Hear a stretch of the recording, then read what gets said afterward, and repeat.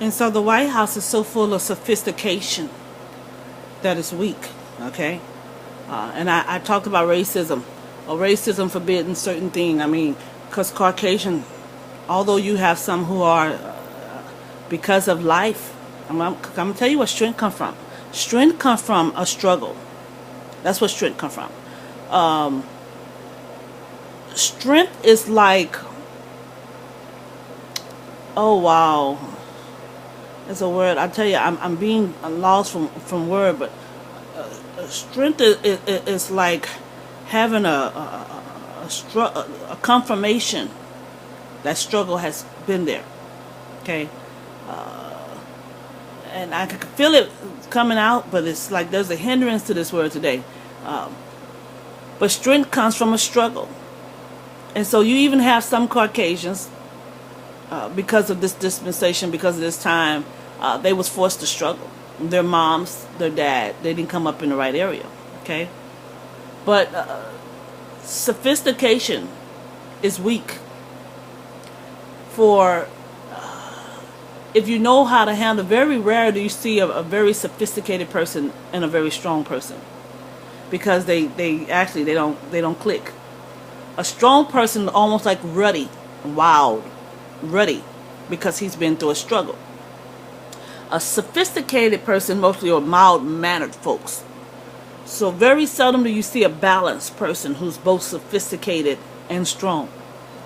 So now, because of education tells us that looks good. And so the presentation is what really mattered up in the White House. It was the presentation that mattered in the government, which that was an area of war. Okay? So now that we have pressure coming our way, this is just what the Lord has given me. Although Obama and Michelle may have some strength in them, they're mostly sophistication. Okay? The government can be sophisticated but strong. May not look like our government today. Our government today is so gentle. Let me tell you what has happened. I have to cut out and come straight to what the Lord is showing me.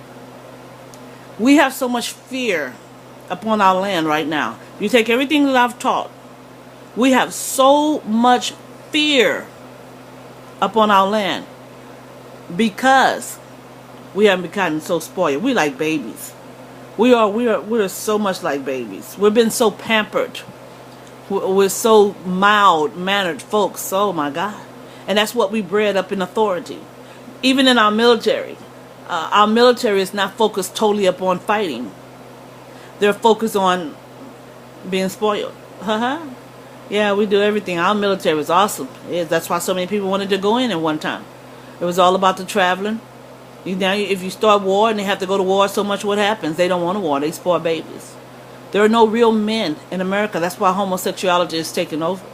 There are no real men.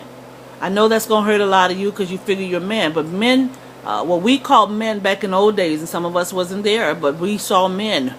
Men, they went out to war, they took care of their family. And even if they went out and had a little fun every now and then, they made sure their home was taken care of. The divorce rate was very rare. It was low. Children being on food stamps and welfare was very low. Why? Because men took care of their children. They stayed in the home. They raised their child. That was their priority, was to raise their children. Regardless, they were like a mob. And she sat at home. She cooked. She baked. She took care of the children. She sent them out to school. The husband, man, he went out into the workforce, and whatever he done, he came home, and no woman can take him, although there were Jezebels out there. And the Jezebels knew how to tie it up. There was not, back in the days, too many Jezebels who had these children out of wedlock. Yeah. And so we didn't have a bunch of children running around here by married men, because it was looked down upon and ridiculed. And because the Caucasian race at the time was in force, they wasn't having it. They were very gentle folks, mild and meek. And the only way they can really get their point across was to give orders for someone else to do it. And most of the time it was the black folks, because they were in slavery. Even after we got out of slavery, they used the black folks. They didn't want to put their hands on it. That's the part of being kings. Kings, as we know, they use their mentality. They use their mind. They never use their effort. And so kings are really not strong. We've gotten to the point of lifting kings up so not knowing that they're not strong men. I was sitting the other day, I was thinking about the royal family. I was reading something in the paper that talked about the The smartest blacks in Britain, the smartest people in Britain were blacks. You know, the two kids. They were very smart and educated, and they're from Britain. And I thought about the strength of Britain. I don't know, my mind went toward the royal family. And how did it start? I began to think, how did the royal family start in Britain? My mind just raced. I was reading that article and said, wow, I don't know why I jumped and say, how did the royal family start in Britain? You know, are they really men of war, or do they use their money to warfare for them? And there's a difference. Money is powerful. Money has a lot of strength, but it's not a beam. Okay? If we were to move all the money in the world, who would be on top and who would be the conqueror? Now, although a man of strength learn to use his wisdom. There it is, right there. If you put strength on strength, the one with wisdom is the one who will survive. It's a battle of the mind. That's a lot of times when you find people of strength fighting one another, it's a battle of the mind. Although their efforts, their strength is pushing forward, it's a battle of the mind. What we have bred up in the White House is not strength. It's not even wisdom.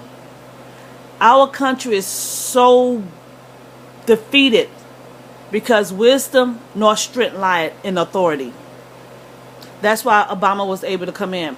Now hold on, because I'm trying to teach y'all something.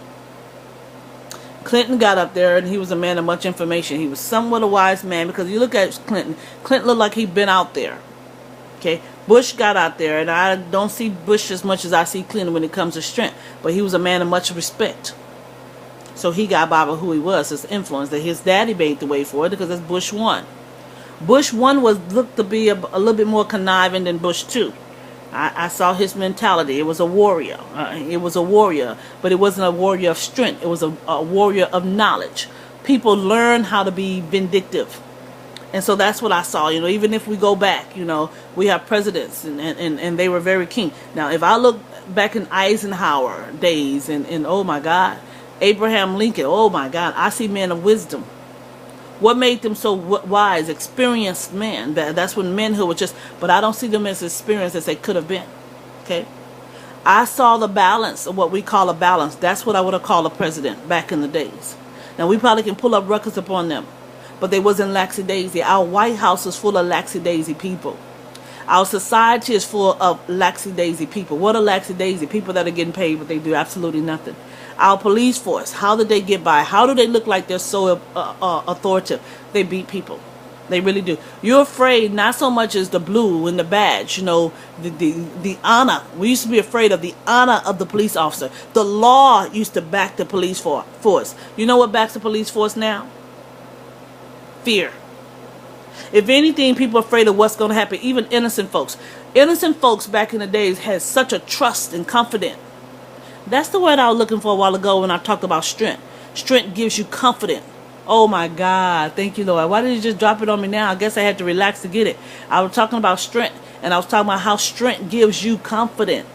When you go through something in your body, even though you don't have the knowledge, confidence kick in. And that's what I saw in Tyler Perry. Confidence. Thank you, Holy Spirit. I thank God, because that word means so much of what I was saying when I talked about strength and not having information.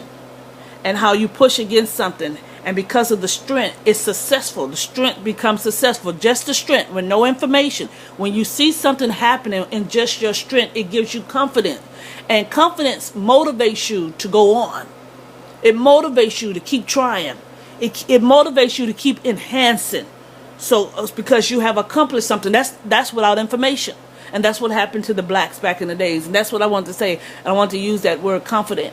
I'm trying to get somewhere. I'm not trying to be racist. This is the way the Lord is bringing it to me. And so now when we think about the police officers, we have no confidence in them. Why? Because our strength has been beaten. Where does strength come from? Well, we used to help them. Why won't you help them today? Because we see so much. And seeing is a source of information. That's pretty too. Because even though we don't have knowledge, we still have information. And what we have to, back in the days where our strength came from, is we had to learn. It's like a puzzle. It's not like something given to us. Going to school is something given to you. Strength is when you have to put what's given to you together. Information, solid information, is information that you have to put together. When someone is teaching you something, that's not solid information. That's word of mouth. Amen. That's why a lot of folks are so weak with information. Because it's not giving them the confidence. They're weak because that's just information.